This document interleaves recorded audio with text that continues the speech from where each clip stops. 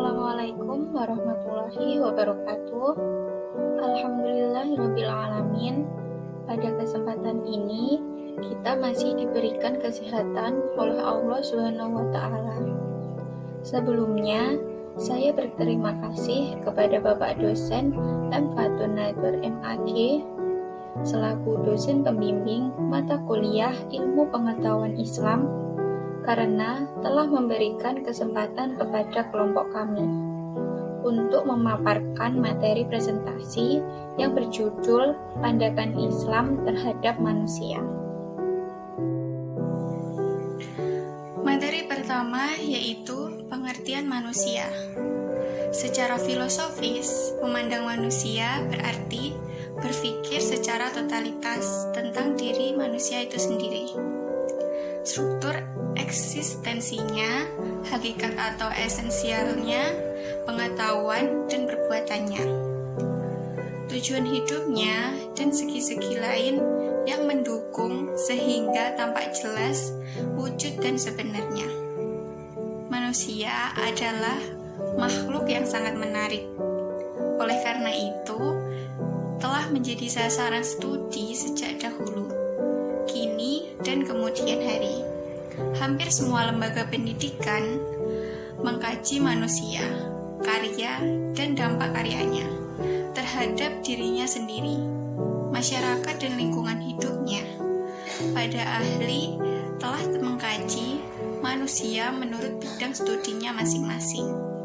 Tetapi sampai sekarang para ahli belum mencapai kata sepakat tentang manusia.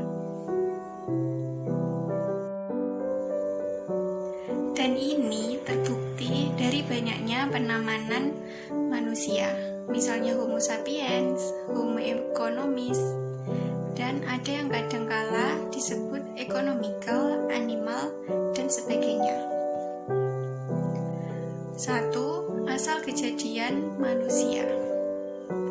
Manusia diciptakan oleh Allah setelah menciptakan jin yang menempati ruang kehidupan di bumi yang kita tempati sekarang. Di dalam kitab banyak diterangkan bahwa jin ini mengalami kemusnahan dikarenakan satu sebab, yaitu membuat kerusakan di muka bumi ini. Mereka saling menumpahkan darah untuk memenuhi keinginan mereka sendiri. Hal ini diterangkan dalam Al-Quran. Pada beberapa tempat di dalam Al-Quran, Tuhan menyebut dari apa manusia diciptakan, dari bahan apa manusia itu berasal.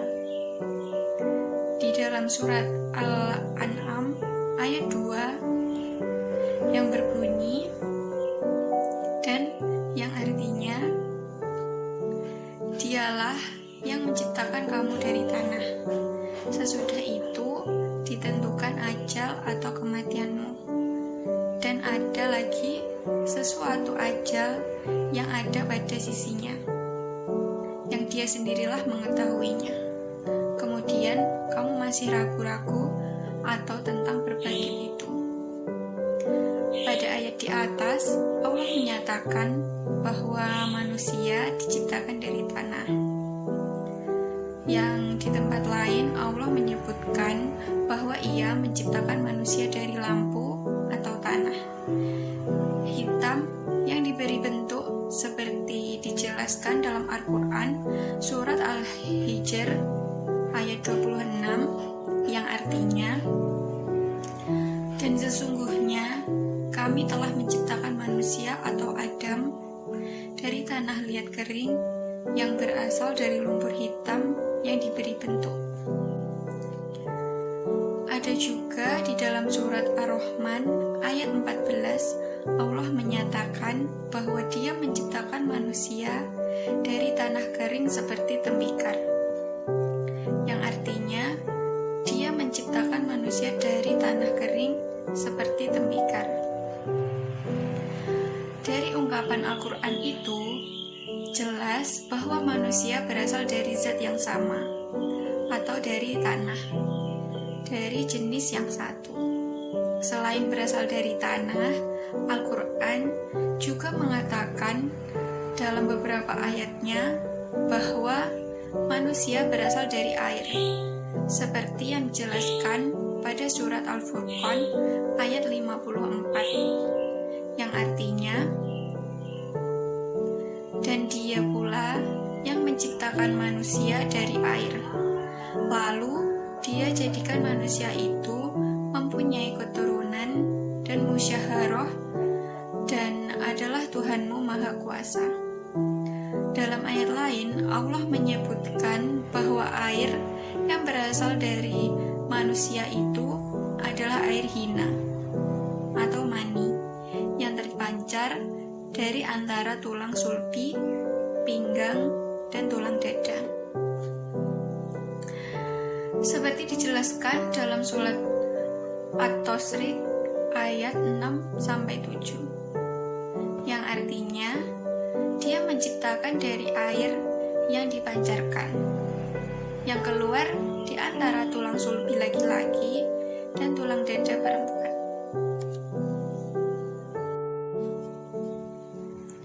Dua, tujuan penciptaan manusia.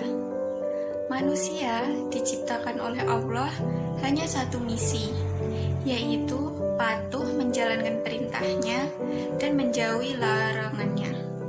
Hal tersebut disinggung dalam firman Allah pada surat Al-Zariyat ayat 56, yang artinya, dan Aku tidak menciptakan jin dan manusia, melainkan supaya mereka mengabdi kepadaku. B.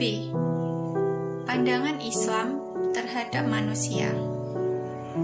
Pada surat Al-Fatihah telah dijelaskan tentang 3 golongan manusia, yaitu yang pertama golongan manusia yang memperoleh kenikmatan dari Allah Subhanahu wa Ta'ala, yakni orang-orang yang berjalan di atas al-asyirat al-mustaqim. Yang kedua, golongan manusia yang mendapatkan kutukan dan murka Allah Subhanahu wa Ta'ala. Dan yang ketiga, golongan manusia yang tersesat jalan-jalannya. Berangkat dari pengertian tersebut, kita mengambil kesimpulan bahwa tentang golongan yang pertama, yaitu golongan yang diridhoi oleh Allah Subhanahu wa Ta'ala. Mengapa demikian? Karena dalam pendidikan Islam sudah tentu bertujuan salah satunya agar manusia mendapatkan golongan yang pertama tersebut. Manusia adalah makhluk yang sangat menarik. Dan dalam hal ini, agama Islam tidak menggolongkan manusia ke dalam kelompok binatang, selama manusia menggunakan akalnya dan karunia Tuhan lainnya.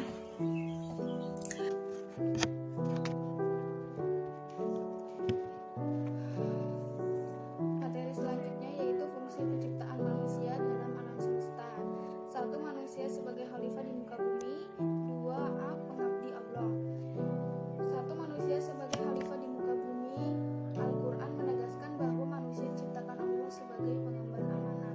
Di antaranya amanah yang dibebankan kepada manusia yaitu memakmurkan kehidupan di bumi. Karena sangat mulianya manusia sebagai pengemban amanah Allah, maka manusia diberikan kedudukan sebagai khalifahnya di muka bumi.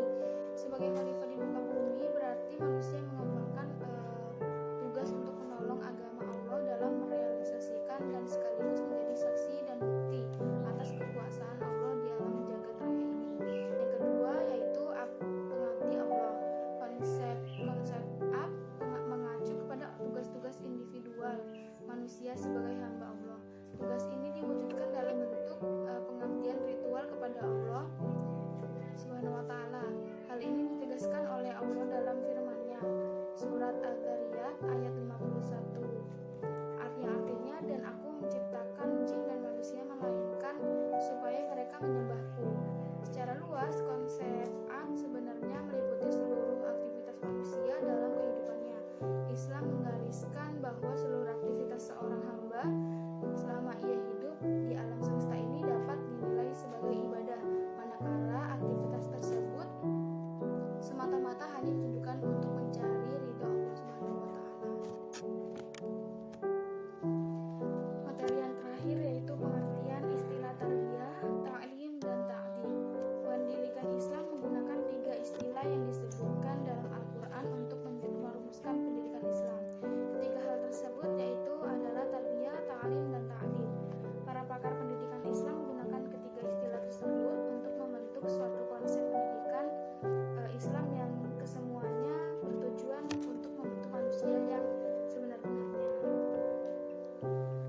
pertama yaitu tarbiyah. Tarbiyah merupakan istilah yang baru muncul pada perempatan kedua abad ke-20, sehingga penggunaan istilah tarbiyah tidak ditemukan dalam referensi klasik, karena referensi klasik menggunakan term taklim, ilm, adab, dan ta'dib. Istilah tarbiyah berasal dari 3 kata. 1. Robba ya robbu. 2. Robba robbiya yarba. Yang ketiga, robba ya rubu. Yang kedua ada ta'lim. Kata ta'lim berasal dari kata al-nama, berarti mengajar, yang bersifat menyampaikan pengertian, pengetahuan, dan keterampilan, sebagaimana disebutkan dalam surat Al-Baqarah ayat 31, yang artinya, dan dia mengajarkan kepada Adam nama-nama atau benda-benda seluruhnya. Selain itu, kata ta'lim juga berasal dari kata alima ya'lamu, yang berarti mengerti atau memberi tanda. Kata ta'lim di atas dapat dipahami bahwa ta'lim mengacu pada istilah sekarang yang disebut pengajaran. Yang terakhir yaitu ada ta'dib. Kata ta'dib diterjemahkan menjadi pelatihan dan pembiasaan. Istilah ta'dib memiliki beberapa kata dasar berikut. Berasal dari kata adaba ya'dubu, yang berarti melatih dan mendisiplinkan diri untuk berperilaku yang baik dan sopan. 2. Berasal dari kata adaba ya'dibu, yang berarti mengadakan pesta atau jamuan atau berbuat dan berperilaku sopan. Bentuk kata kerja dari ta'dib yakni adaba, yang berarti mendidik, melatih, memperbaiki, mendisiplinkan, dan memberi tindakan. Kata dasar ta'dib di atas maka menggunakan ta'dib orientasi terhadap pembentukan suatu perilaku sebagai penyempurna akhlak atau budi